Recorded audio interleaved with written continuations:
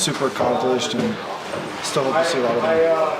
Was it hard at all for him to see him go through like this, like he still wanted to play, or he wasn't sure he wanted to play? And You have to ask him, I guess, if you talk to him. But yeah, you know what? I think he always says, like, if you told him when he was a kid he could have his career, he would take it in a heartbeat. So it's a great way to look at things. We all would, we all would, just even to be here. So he always has things in a positive perspective. He's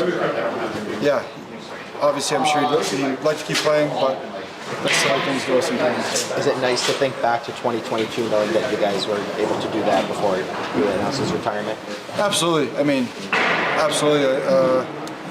Just to have that moment. There's a lot of tough times here, and I think obviously now you want to keep winning, but there was a lot darker times than lately. So to get that to coming last and then 5-6 years later winning the cup is pretty cool, and it's always something we'll be able to share and talk about, and it's definitely special. Thank you. Yep. as you guys were coming into this, EJ announced his retirement officially. Just how do you sum up what you want for this organization? Yeah, obviously a lot. He's been there for a long time. Whatever, 14, 15 some odd years, and anytime you win with somebody, and obviously it's special, and obviously we had a special friendship with, the one thing about EJ though is he's going to be successful no matter what he decides to do in the future, so happy for him. Amazing career, obviously won, was able to represent his country on numerous occasions, and first overall pick, and I think the thing about him was he had to adapt, right, as he was playing, and maybe he was drafted as an offensive guy, and then some injuries, but he adapted, became a really hard-working, dedicated defenseman that was just willing to pay the price and do whatever it took for the team to win.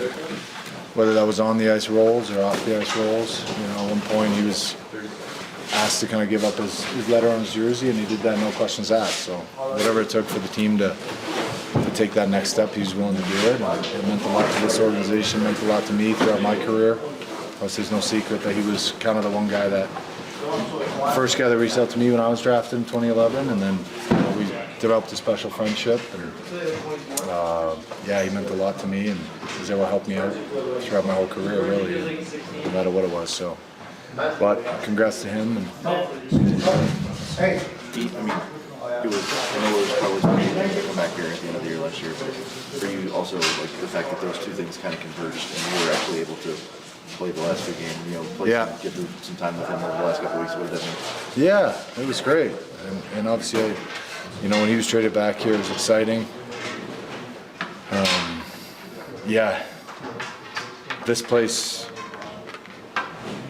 This place always kind of felt like it had a little bit of him in the walls, and felt like he was kind of always here. But he was here last time I played in 22, and then he was here, and then when I ended up coming back. So for me, there was a gap in the middle there, maybe where he wasn't here, but I also wasn't here. So it was, we were able to stay in touch wherever he was, Buffalo, Philadelphia, wherever. So happy for him though. He's always been a great teammate. Great person, good hockey player, so yeah, happy for him. Specifically during that time when you're making your way back to hockey, what kind of an impact did he have on keeping your spirits up as a friend? Yeah, I think there was a lot of people that made sure I was good and kept in touch with me, made sure I still felt like I was a part of the team when he was around in 22, 23, but also after that. So he would check in with me, we went out for dinner last year in Philadelphia when he played his 1,000 game, and obviously kept in touch like friends normally would, no matter what was going on in our professional lives, and always keeping tabs on each other. So it meant a lot, and it wasn't just him, but a lot of people were doing that, and I think for him, he's got this ability to always kind of treat you the same, no matter who you are or what you're going through, and I think that's a great quality to have.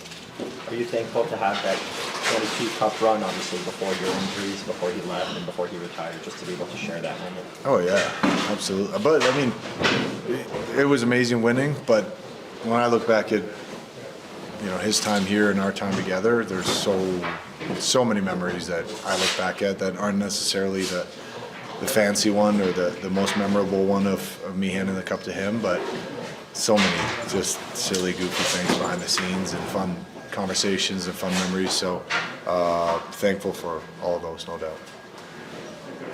Thanks, Gabe.